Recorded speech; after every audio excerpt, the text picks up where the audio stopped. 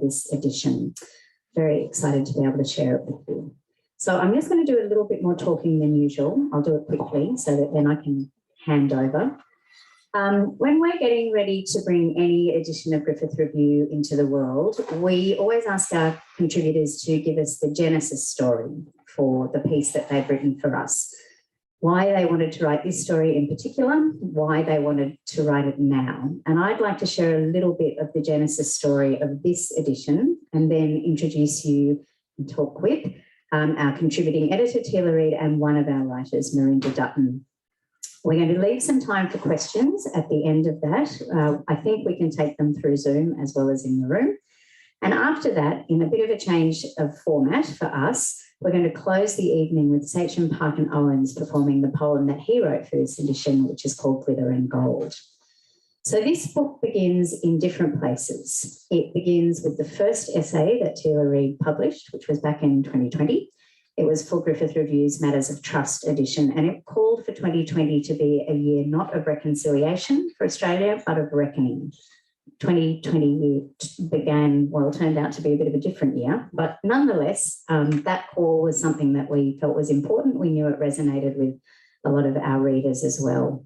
It also begins with some provocations by the historian Henry Reynolds in his 2021 book, Truth Telling, about the life and the legacies of Sir Samuel Griffith, twice Premier of Queensland, the colony's Attorney General, an architect of Australia's Constitution at the time of Federation, and then the nation's first Chief Justice.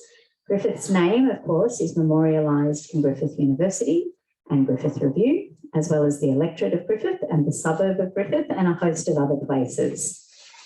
So one of the things we wanted to explore was the particular potency today of remembering and employing the names of these historical figures. What work of reckoning could we do around their decisions and their blind spots, their contexts and their particular complexities? What were the stories about their times of power that were still just coming out of the archive now, still only just being excavated? We wanted to explore the work of reckoning that was already underway in Australia, partly under the auspices of the calls of the Uluru Statement of the Heart, but also in creative practice, in storytelling, in everyday life. We wanted to see if there were traces of early reckonings and early accommodations that were also just coming to light, and to look at how different stories of exploitation, of reckoning and recovery might transplant from other parts of the world into Australia. There's another genesis moment that I want to mention. Was in 2021 in Adelaide, I had the privilege of meeting a man called David Denborough, and I think he's out there in the Zoom world this evening. David works as a narrative therapist, and he is the great-great-grandson of Sir Samuel Griffith. And several years ago, he began writing letters to his great-great-grandfather, encouraged to connect with and to reckon with his own family's past. I was incredibly grateful to be able to talk with him about his work and to be able to start to think about the opportunity that everybody has to do this kind of thinking and questioning and connecting. I'm really thrilled that we've got a new piece by David in this edition of Griffith Review. It's one of the pieces that explores Sir Samuel's life and legacies alongside new work by Henry Reynolds, new work by the social historian Raymond Evans, who is in the room this evening, and new work by legal scholars Peter Prince and Eve Lester. But this is not in any way just a book about Sir Samuel. It's a book that touches on and springs from the last 250 years in Australia and places and times beyond there. Haiti, Sri Lanka, Lebanon, New Guinea, the past, the present, the future, the everywhere. It's a book of essays, reportage, fiction, memoir, poetry, picture galleries, conversations, and more. I hope that it's a book of explorations and celebrations and provocations as well. So let me introduce you properly to the person who helped us bring it into being. Teela Reid, a Wiradjuri and Welwyn lawyer, activist and storyteller, the first First Nations lawyer in residence at the Sydney University Law School, the winner of last year's Daisy Udamura Award. Thank you, Teela, for being here tonight.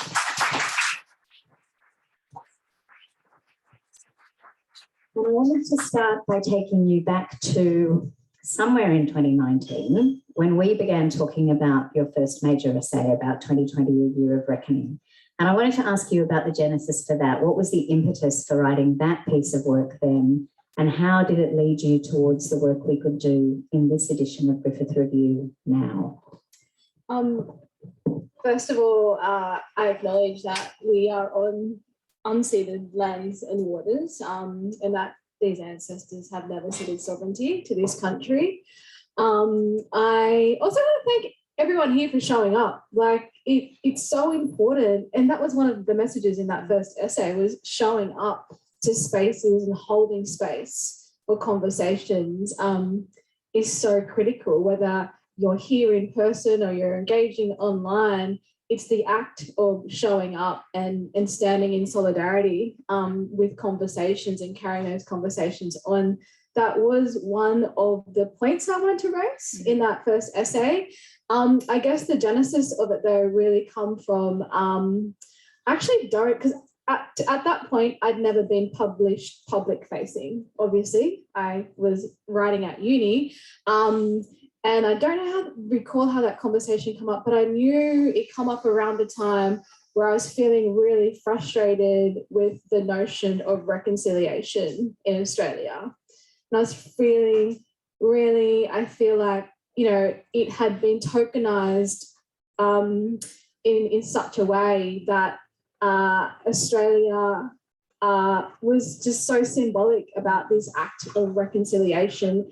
And I personally was reflecting on my own work, not just as a lawyer, but where I stood in my community as a First Nations woman and what reconciliation meant for us here in Australia. And then kind of looking back, because one of the things I wrote about, and I think one of the arguments I originally wanted to write about was an Australian Republic.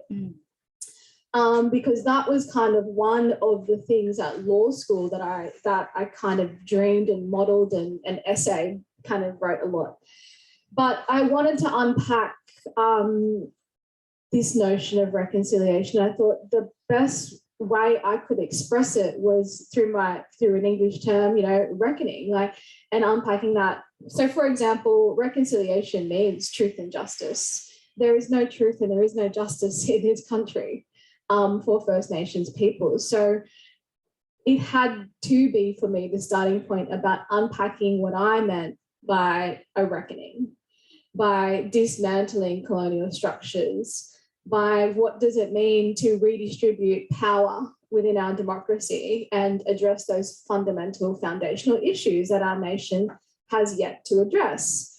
And at that point in time, one of the lenses I looked at was through the lessons I learned in my community, through my ancestors, through my elders, through my granddad, about the stories passed down to me and kind of the clash around what I was learning as a Black fella growing up in my community and what it meant to kind of understand the laws and the systems that had always existed here in the landscape.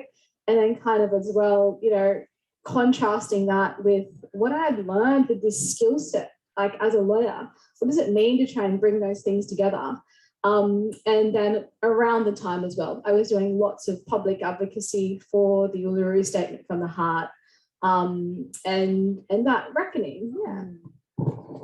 And in terms of this idea of reckoning, what does the word mean for you in particular, and why is it such a critical action for Australia to focus on?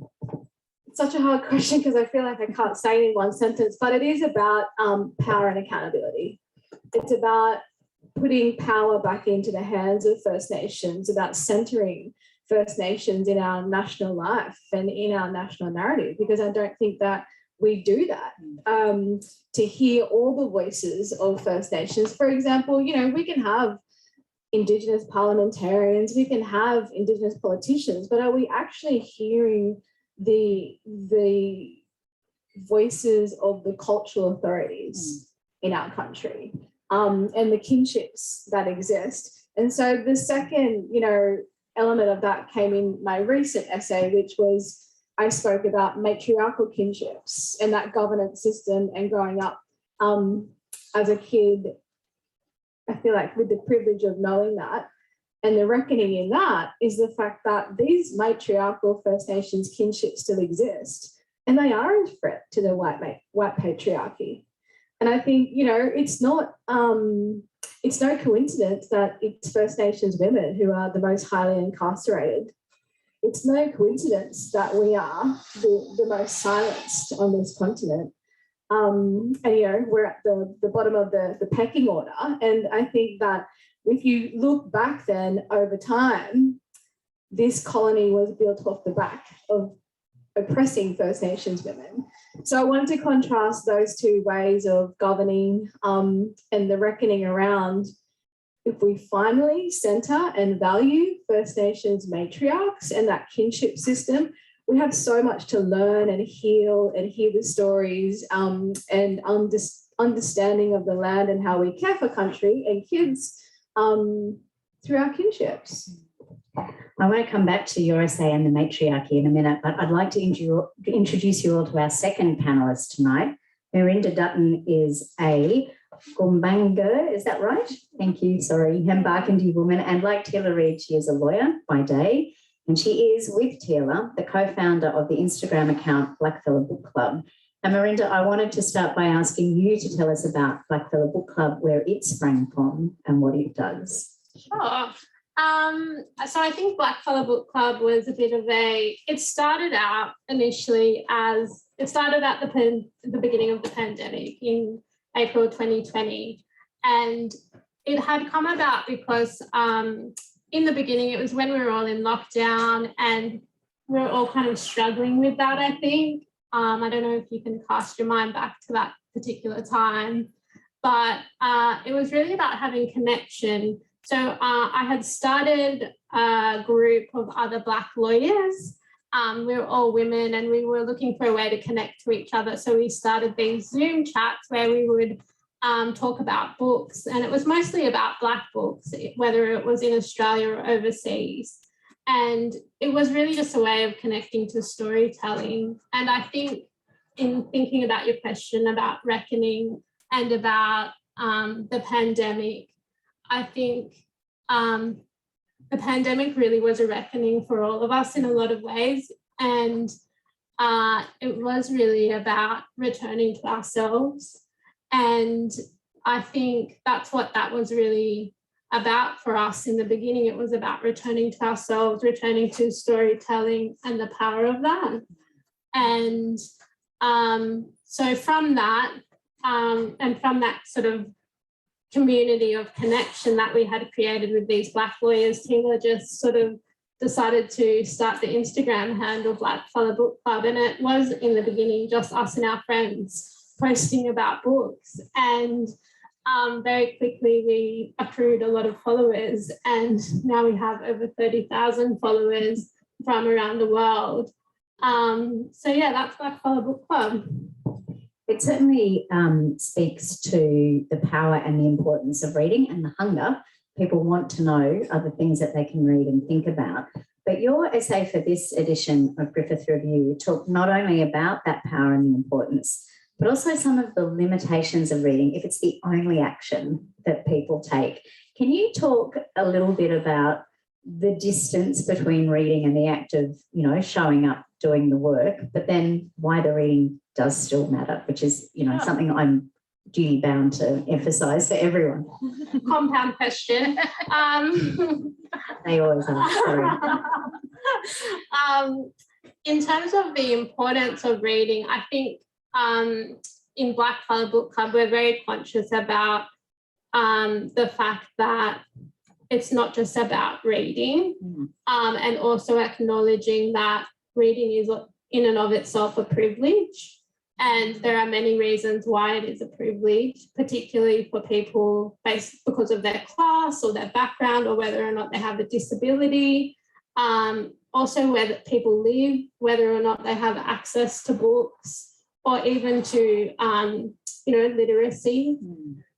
So for that reason, we really try to focus on the idea of storytelling and the inherent sort of power of storytelling, as opposed to whether or not something is good or not good literature based on the Western canon. But I think that it is very clearly evident that people are interested in stories by First Nations people, especially as people become more conscious about issues around climate change and about racial oppression. But so the thing that I talk about in my essay is that buying books is really great. Thank you, Merinda. You buy books by blackfellas, but I think that you need to acknowledge that, and so I'll take a step back. Buying books by blackfellas is great because it redistributes wealth and it puts money into the hands of First Nations writers who may not necessarily get the same mainstream promotion as other authors. But that in and of itself is a consumer approach to redistributing wealth and to ideas. And I think that what we saw with Black Lives Matter in particular is that everybody was buying black books. Everybody bought Talking Up to the White Woman and White Fragility and all of those books. But my real question for people is, what did you do after you read those books, and did you even read them, or does it just sit on your shelf? And I think it's all well and good to go and buy the book, but what are you going to do about it if you're feeling really bad about what's going on today? And I think that's where the real work is. And in particular, and I noticed when I was flicking through this edition, actually, one of the people who came up consistently was Professor Eileen Morton Robinson. And in thinking about reckoning, I think she is the cornerstone of thinking about that, because she advocates for, changing the way we think about the world and about centering Mother Earth in particular. And I think that's where the real work is to be done, and particularly as well with some of the other stories around climate change, like Thomas's piece and also Jazz's piece. It's very clear that that's where things are at now in terms of the state of affairs now.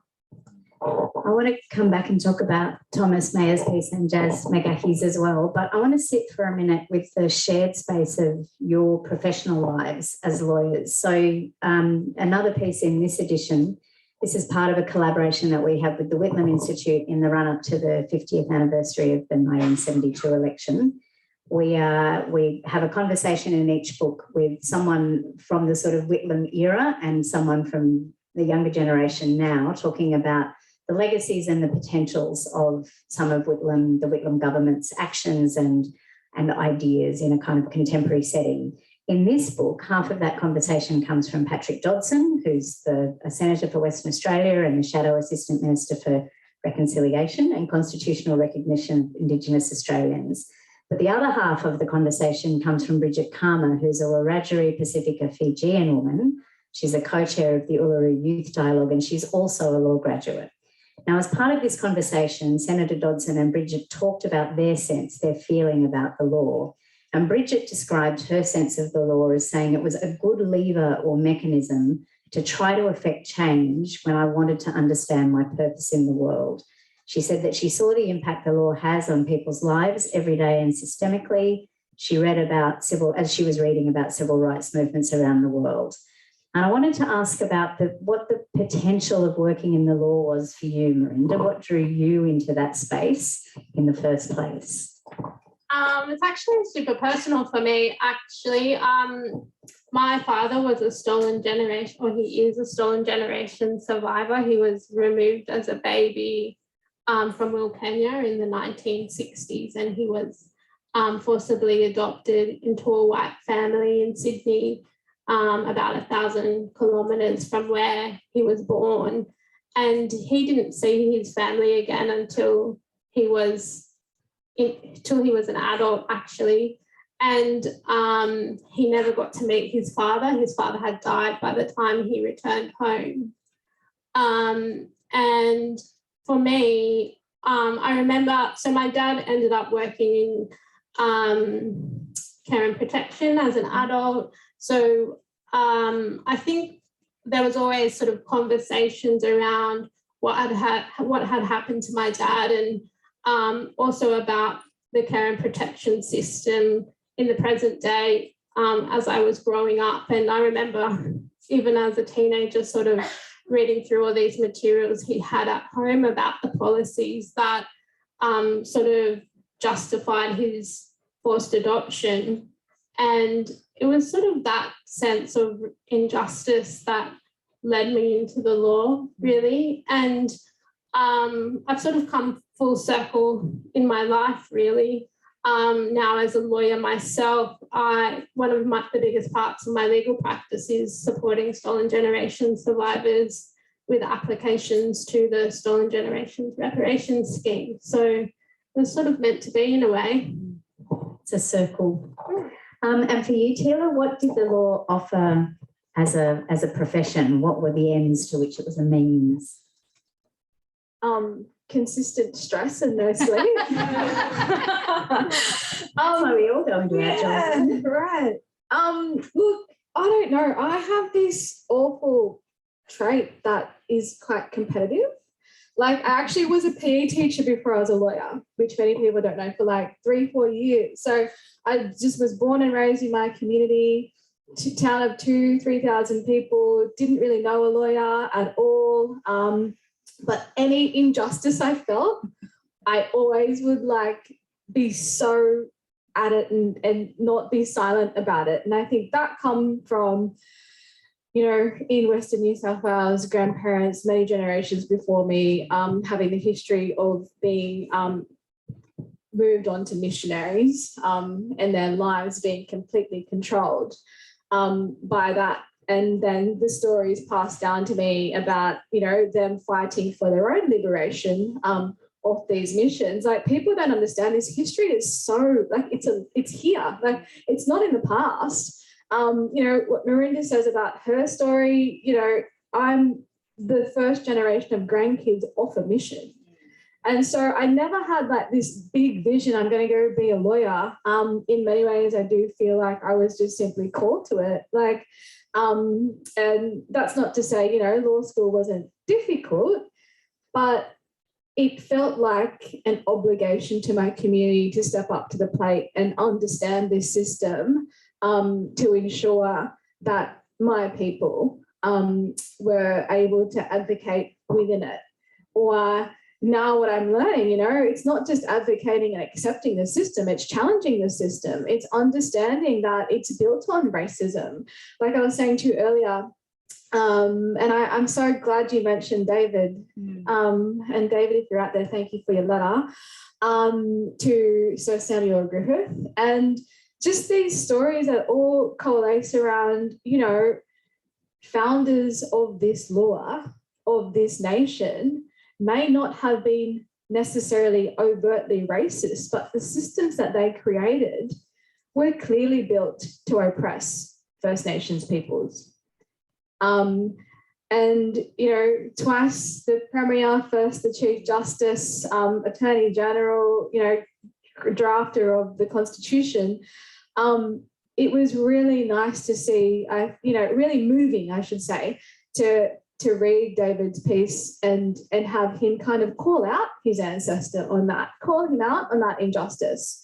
And so I think we're at a really nice point in history where we, you know, all these kinds of things are coming together. We have First Nations lawyers now, teachers, whatever, coming through. And I think at the end of the day, as long as we're stepping up into spaces and taking action on what we believe in, whether that's someone who, you know, is the checkout chick or that's someone who does your laundry, every single role in our society is so important and should be valued.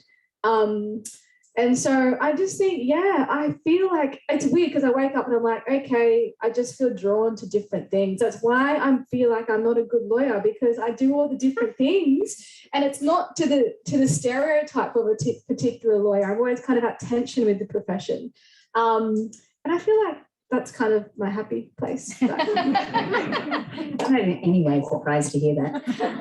I want to just come back to your comment. This is for you again, Teela, so hang on to the thing. To David, because it was lovely to hear you talking about this edition with PK on ABC Radio National Breakfast last week when the book came out.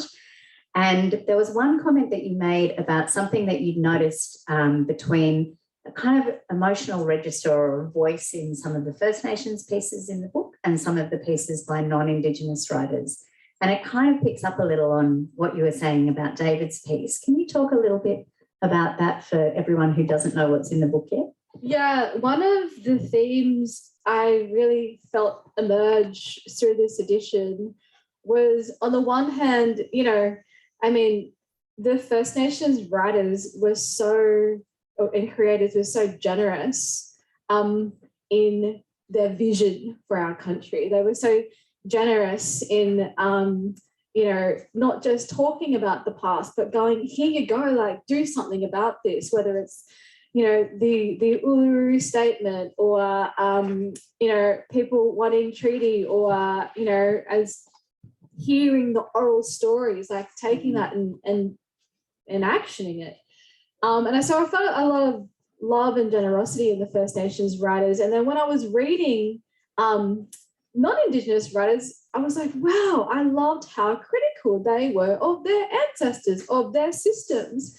And that was something I'd never really witnessed in the one piece of work, which was, here we are, you would think, you know, there's these stereotypes about the angry blacks, this, that, the First Nations stereotypes that are so typical. And then I was like, this was just such a lovely culmination of work that really brought into this dialogue. And I was really happy to see non-Indigenous writers step up and begin to really question and critique things that I'd never really experienced in the one piece of work. So I was really proud of that. Thank you. I want to stay with the idea of love for a minute. And I want to bring in a piece we've got a beautiful piece in this book by two sisters, Sandra Phillips and Jay Phillips. And this piece opens with them listening to their nan speaking her language for the first time. And they write, there's a video camera from who knows where. We're filming Nana telling stories. And Nana starts singing in Waka Waka language. We sit in wonder as we girls hear full language spinning around us for the first time. This is all about family, culture, and love. Perhaps only in retrospect do we also see it as resistance. Colonisation and assimilation simply can't win when families are living cultures together. And this beautiful quote reminded me of a quote in your essay, Merinda, where you quote in turn Professor Tracy Bunder, who I think is University of Southern Queensland, who writes, our sovereignty is embodied and is tied to particular tracts of country.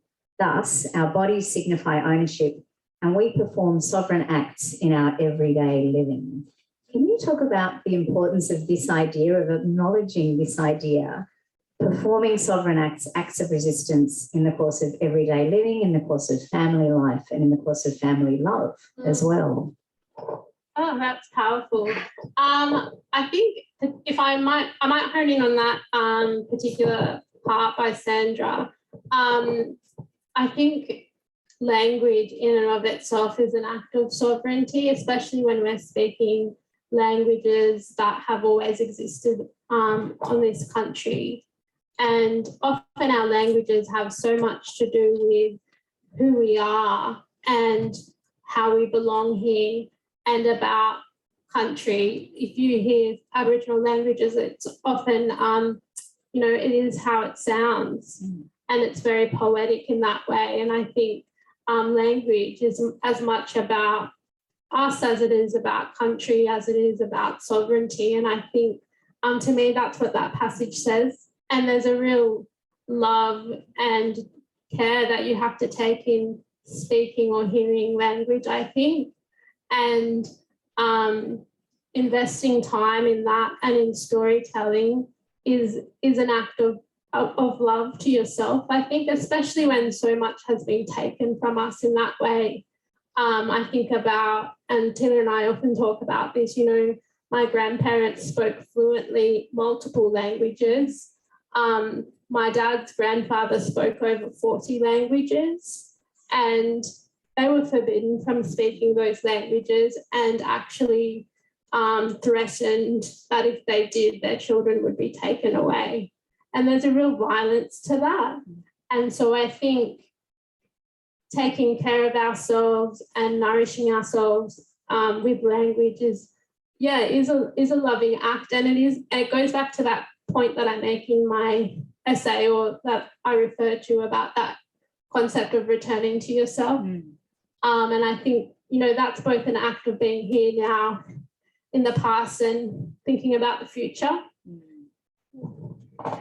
I want to come back to, you mentioned earlier, Merinda, the piece by Jazz McGuckie, which is about climate change on the front line in the Torres Strait, and how Jazz's islands are already changing. But the other piece you mentioned was by Thomas Mayer. Now, this is one of the pieces that you brought into the edition, Teela, and it lays out a really fascinating front in the battle, a narrative. Can you tell us where we are with Thomas's story and the really particular dot point of colonial history that it disrupts?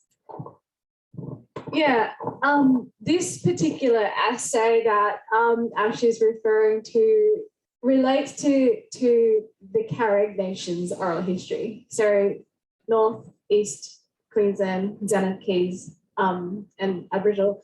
My understanding is they're the only First Nations with both ceremony in Aboriginal and Torres Strait Islander. So extremely unique and powerful story. And it really cuts to the heart of the legitimacy of this country, in the sense that, there's a nation here, the Carrick, that have this ongoing oral history that contests Cook's version of history. And it contests his written journals, in the sense that Cook says he planted the flag on Possession Island, and the Carrick contest that. He did not do that.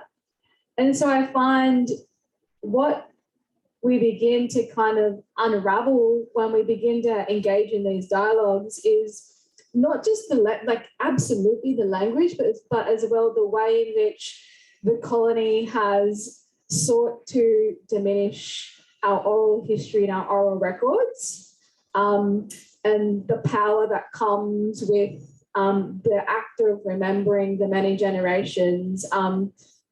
They're not here physically, but absolutely in a First Nation sense, they are here spiritually. And those stories that continue to get passed down are the law of the land and govern that nation. And so, the particular point is about that contest in history and cutting really to the heart of both the clash of written record, oral history, but also I think it raises a bigger question: who are we as a nation if we are still yet to have those dialogues and conversations? And also, back to language, valuing the oral histories, valuing the storytelling of First Nations, because so many, of our ancestors, our elders living right now, did not have the privilege of sitting at the table of a school or the university to have access to what we've had access to. And so I think where it really does an amazing testament to the sovereignty of the Carrick Nation, and really kind of bringing home at what point in history in Australia are we going to get when we actually start to hear the stories of First Nations and the oral histories and the power that exists within that. Merinda. I love Thomas's essay, and I think there's a sense of humour in there a bit as well. And the story was, I think, that there's no way that he came onto that island, because if he did, he would have been killed for sure. And that is a story that has been passed down through generations, that not only were there warriors there waiting for him, but that, they were all waiting for him in the bushes, and they had weapons ready for if they did land, and that they had systems in place through smoke signals to warn each other that he was coming. The white ghosts, yeah. And lots of eastern seaboard nations have that history going right up, going, we were sending signals. We had the internet back then. We were letting our brothers and sisters know that he was coming. And there was another point I wanted to make, but it's just totally lost my mind. If I think of it, I'll come back to it. No problem. Teela's had a very long day. It's 4 o'clock. I want to stay with the idea of recovering some of these stories. One of the other people that we've sort of had a narrative journey with is Professor Megan Davis, who wrote about treaty for First Things First, our 2018 edition, which is still one of the most popular pieces on our website. And she's written a powerful sort of essay on truth-telling for this edition. And it reminds me of your journey with us as well through the essays. But going back to treaty and to the importance of the 3 steps of the Uluru Statement from the Heart and the order of voice, treaty and truth in terms of establishing a new baseline for a way of being here. One of the great stories that we were able to bring to light, I guess, well, we were able to publish Tom Griffith's bringing it to light, is a piece called Mulka Makana, or it's about Mulka Makana, which is the vow of peace and the seal of goodwill. And this was enacted between the Mythica people and early pastoralists in Queensland's Channel Country late in the 19th century. And the title of Tom's essay in Griffith Review is the line that one lady called out from the back of the hall during a recent conversation about treaty out in Mythica country, where the sort of introduction was done. It was all framed as part of the conversations that are happening across Queensland at the moment. And this lady said, but we already have a treaty. And that was how Tom found out about this ceremony that had happened out on this country, where are we now, 140 odd years ago. And I wanted to talk to you, Teela, about the significance of uncovering these moments, these relationships, these ceremonies in the historical archive at the same time that we're seeing movements towards treaty in Victoria, in Queensland, and hopefully, ultimately, the taking up of the 3 steps of the Uluru Statement. What's the sort of importance of all these things coalescing at the one time? So when we look back and talk about treaty or what's happening now, I'll speak to the question from the sequence in the Uluru Statement, which says voice, treaty, truth. And I guess coming back to, okay, if we've had the treaty or they're happening now at different jurisdiction levels, one of the things that was raised in many First Nations communities, but also if you look around the globe and critically think about the way in which treaties have been dishonoured in other democracies as well, the one thing that we seek to achieve is to get governments to act in good faith. And we know that without the obligation to actually hear us and see us, that governments will not act in good faith with First Nations. That's just a really tough lesson from history. And also structurally, Australia is a very complex nation. For example, lots of people look at the Treaty of Waitangi and go, oh, well, they've got a treaty over there in Turua, but they also don't have the structural dilemma of a written constitution. So what we are trying to do through the sequence of reforms with the Uluru Statement, voice, treaty, truth, is to carve out a mechanism where governments have the obligation legally in their own terms to hear us and to hear and listen to all of the First Nations to ensure that all of those First Nations have a seat at that treaty table. I think the other thing as well, while treaty is happening in different jurisdictions, let me take, for example, South Australia. There was a promise that a treaty would be negotiated, and then a new government gets in and basically at the stroke of a pen says, no, we're abandoning that. So we know as well that there needs to be a mechanism that is sustainable beyond political cycles and that the jurisdictions are always subject to the Federation. That's just a rule.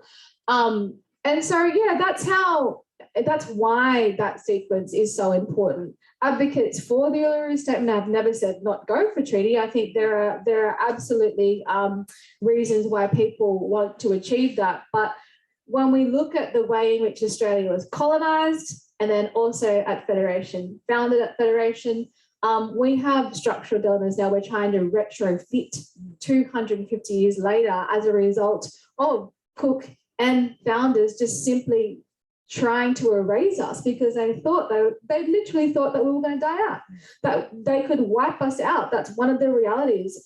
And the issue now is, we're just too strong, we're too deadly, we're too good. And we're still here. And so there has to come a point with the reckoning where this nation and everyone now has a responsibility to reckon with what their ancestors did. Whether you are Indigenous or not Indigenous, we can't just continue to sweep that under the carpet and pretend that, we're all good, we're all the same before the law. Like, I hate that one. And so I think back to the sequence, we are at a point where we're very close to getting a referendum on the table if potentially a new government gets in. But even if we don't, we're not going to stop. This issue is not going to go away. It's the greatest moral question of our time. And so I think until we have learned the lessons and that we have an obligation, a legal and political obligation on the government to act in good faith, we will just keep seeing this really terrible cycle in Indigenous affairs, which the gap's not closing, for example. One of the other things I'll say about that is that this at the federal level is extremely important because I think one of also the issues at the jurisdictional level is that treaty can sometimes look like service delivery agreements when in fact, the things that they're supposed to be delivering should be delivered because we're citizens, not because you want to try and put that in a treaty and make it, dress it up like a treaty. It's about sovereignty. This is about recognition. This is about reparations. This is about compensation. So that's why the sequence is really important. I'm going to make some space for questions, either in the room or Fiona, if there are any in the Zoom room, a couple, because then I've got a couple of other things I want to bore you with before I let Sachin take the stage. So we do have we've got a question from Carrie Ann. Her question is, as an early years teacher, can you share what you would have most liked to have happened in classes as you both progressed through school? I was really lucky, actually. I went to an Aboriginal preschool and we had Aboriginal teachers at that preschool. So I think that really was a defining moment in my early development and storytelling. So I think that does matter, having around Aboriginal teachers and Aboriginal stories in early childhood development. We get a lot of questions on our page about stories for children, and I think there is a lot of space for sharing those stories and those books with young children especially. We had a question on our page recently about Aboriginal Anzacs. After Anzac Day, there was some incidents that happened, and Aboriginal people were sort of excluded from the Anzac Day celebrations in a particular town.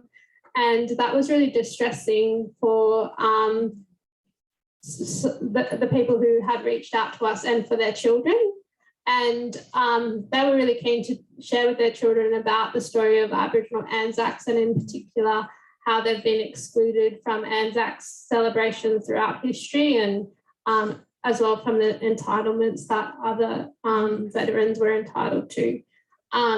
So I think, there's plenty of space and plenty of stories out there in all different aspects of our life and history that are relevant to young people. You just got to kind of find them, and I think Margabala Books is a really great place to start in that respect. Yeah, and I have a different experience of preschool. I marched home, I think I was 3.5 or just 4 and said, I'm quitting preschool. And I negotiated and I got to quit. Just because it's like, not because I'm such a good negotiator, but it was also because the history of the bad experiences at school. And so but my main argument was I'll go to big school. So preschool kind of bored me. I didn't have amazing Aboriginal teachers, but I think, credit to teachers, it's such a hard job. And that I think understanding that through the content, Aboriginal people have different worldviews of the world as well. Like I remember one of the examples of draw your family. What's the nuclear family? I was like, oh my God, I'm the massivest kinship in town. Like, I'll stay at my auntie's on Wednesday night. When there's payday, I'll go to like my grandparents, for example. Like there was that kind of stuff. I think we need to have a more, wider view of the world. And I think it is important. It's funny you say Anzacs and having that question at Blackfellabookclub Book Club recently, because that was one of my triggers at school as well, was that I would hear stories from home being like, First Nation Indigenous men and women were sent to the front line. We didn't get told that at school. And so we were like having completely this whitewashing of our education. So I think just be really conscious of that and finding resources that connect you to the local community as well. Are there any questions? Yep. Oh, can I just make a comment? Sorry. We had the wonderful Kiana Charlton speaking here at the shop just the other day, and she made the point that there are, I think, if I'm correct, there's less than 0.1% of Aboriginal Islander teachers in Queensland. And it did make me think that I know a whole lot more First Nations lawyers, academics, public servants, doctors than what I know teachers. And I think that's something we have to reckon with. Why aren't our First Nations people going into teaching? Is it a lack of good role models? Is it the racism that they faced growing up? So I think there's a lot of reckoning around that as well. So sorry about that. The question, in the second row, I was talking a lot about reckoning, and for me, it's a story. Reckoning for Indigenous people should be based on the fact that they are still dispossessed of their land. It is not a moral, political, or a legal question. It's an economic question.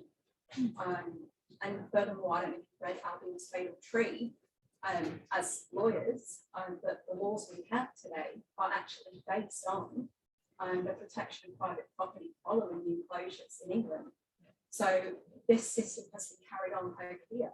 Indigenous people have been colonised based on British peasants, working class, being dispossessed of their land and internally colonised. That has been carried over here. So in terms of the reckoning, it's very cultural.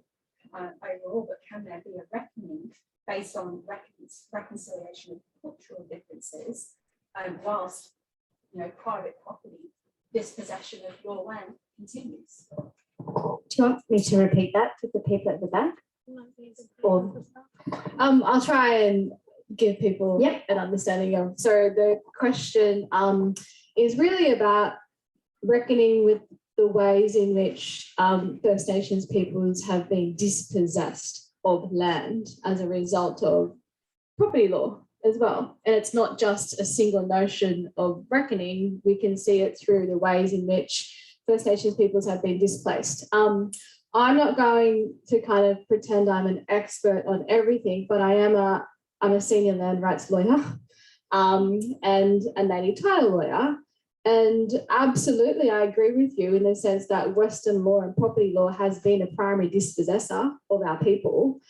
And that reckoning is not easy to unravel. From my experience as a lawyer, I'm a lawyer in New South Wales, so we have different schemes under property law down there. So one of the examples, I'll give you an example.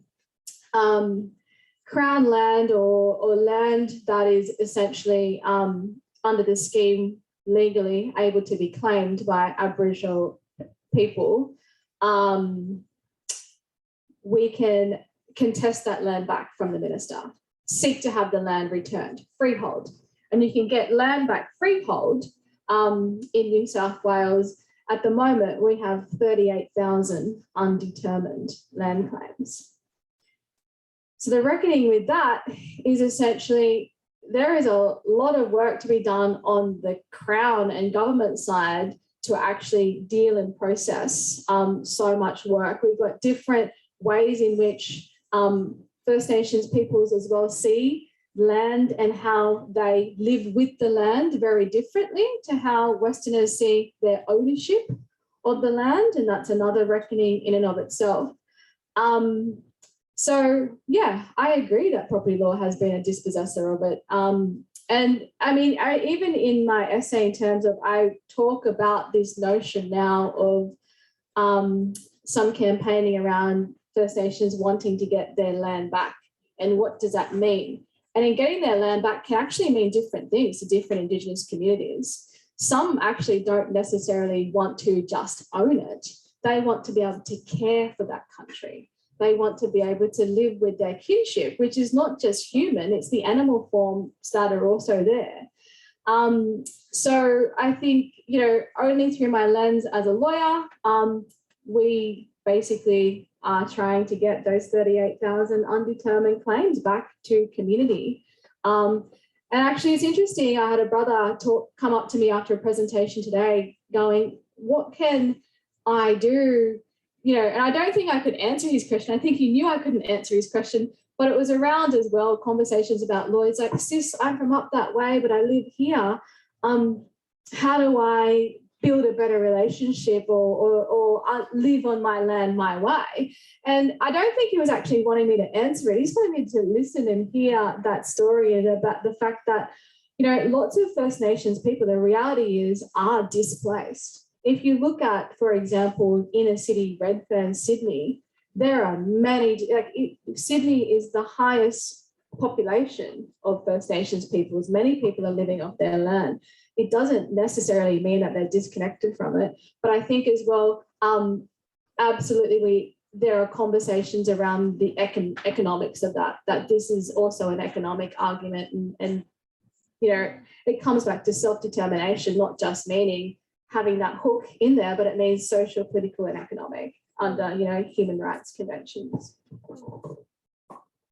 I'll comment on it really quickly. I think obviously there's multi-layers to that question and issue. I think in relation to the land and the dispossession of Aboriginal people, it's a continuing thing and it's happening today. And you have to be conscious, I think, or we have to start thinking more about the current culture of wealth accumulation and how that fits in with having a relationship to the land.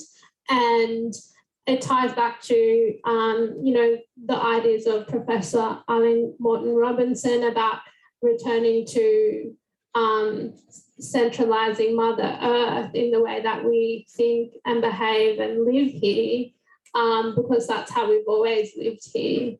And whether there are other ways of thinking about the way that we do live here, rather than just trying to accumulate as much property as we can. How do we live in communion with this place in a context when this place is changing because of the impact of our human occupation here since colonisation. So yeah, I don't know, that was just mulling over in mind. Thank you for your question. I'm going to wrap up now. We've come to the end of this part of the conversation. As I mentioned at the beginning, we're going to do things a bit differently and finish a little bit differently with the performance of one of the poems from Acts of Reckoning called Glitter and Gold. Before I hand over to Sadrum, I want to just mention really quickly some of the other pieces in the book. We've got the first extract from Melissa Lukashenko's new novel, Eden Glassy, amazing short story by Samuel Wagon Watson. Poetry from writers including Eileen Chong, Sharon Alsop and Yumna Kassab. New work by Michael Muhammad Ahmed, Jazz Magaki and Shankari Chandran. Some amazing visual work by Ruth Cho and Jasmine Togo Brisby, and a beautiful exploration of everyone by the Korean Lebanese writer Michaela Saunders. So many other pieces that I can't believe I haven't even mentioned Tony Birch. He's in there too. I can't not mention Tony Birch. I hope you'll all enjoy exploring these words. I hope they give you a lot of things to think about and to discuss and to act on. I hope they unsettle you in different ways. One last quick announcement. I am very excited to tell anyone who doesn't know in this room that this week we appointed a new editor for Griffith Review, Dr. Carity Culver, who has worked with Griffith Review for more than 3 years. She's going to take up the reins in mid-June. I have got one more launch in me to share as editor. My last edition, which we're working on at the moment, it's our Antarctic edition called Real Cool World, and the launch for that will be here in August. So thank you all for being part of this conversation with us. Thank you to Teela. Turns out that as well as everything else she does, she's a really fantastic structural editor as well. Very nice to discover that. It's been exciting watching her work with the writers and her own work take really powerful shape across the years. Thank you too to Merinda Dutton for being part of this conversation. Merinda and Teela and Sadrum will all be signing copies of the book after the event, after Sadrum's poem. So can you join me now in thanking Teela and Merinda and also welcoming Sadrum.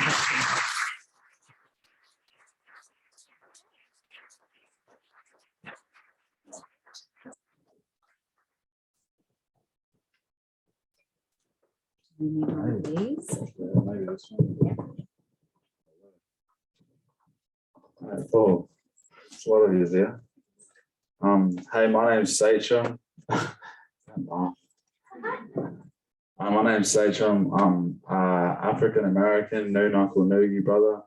My dad's from Florida, Tampa, Florida, and my mum's from Njataba, North Stradbroke Island.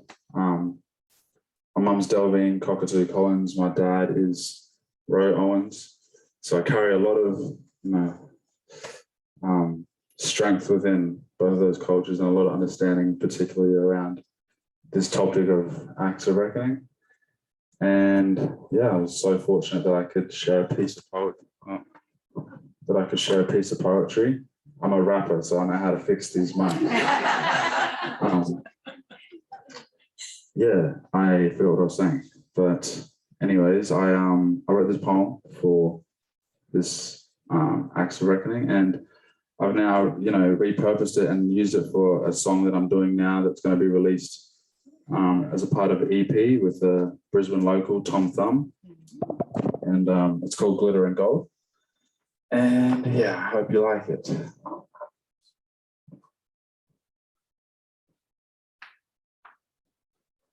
We need action, not condolences. Far too long, we've marched, danced, died, screamed, starved and cried in hope that someone notices. Paid in ration, killed off in orderly fashion, minimal compassion, all for you to caption Black Lives Matter.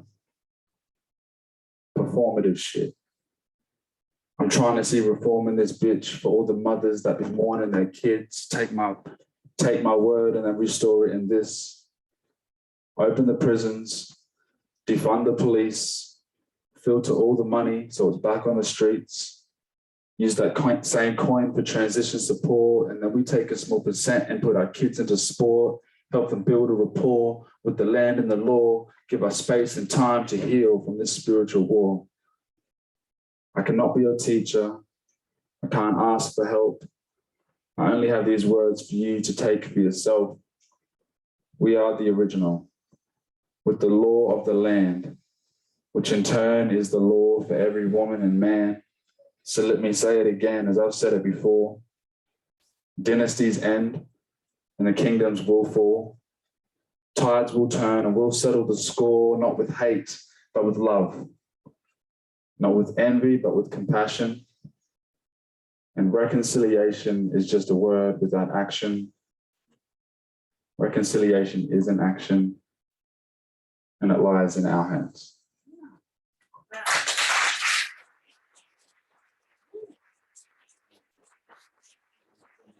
I might say one more thing. Sorry. I just want to say one more thing. I think it's my duty as a young black fellow in this country that I do actually get to speak to this, and I just want to say that and just to revert what these mobs said is that this land is unceded, and this land actually still does belong to us. And as I said in that poem, we hold the land, we hold the law of the land, which in turn is the law of every woman and man. And so I want to just reiterate that particular line means that no matter what laws we follow here that are given, that are written laws, there are laws that supersede these things that might not in effect turn you into prison or make you bankrupt or lose your business, but in turn will hurt your spirit, harm your spirit, or make good for your spirit and do good for your spirit. And so that's what that line means. We hold the law, but it's not our law. It's the law of the universe. It's the law of the God. It's the law of the land. And so I just want to reiterate that, and just send my love to everyone, and hope that this editorial piece really sits within your mind and helps you take action. Thank you.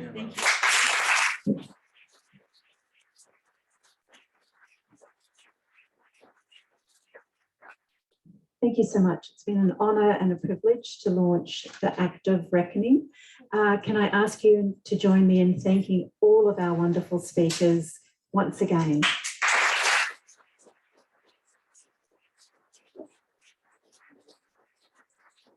We're quickly going to turn the cookbook section into a signing section, so we'll get our 3 speakers up there to sign copies. I think this is such an important book, and I just love that notion of just not standing up, but also reading up. So it's not just about buying the books; it's about reading as well. So congratulations, well done, Ashley Hay. Thank you once again.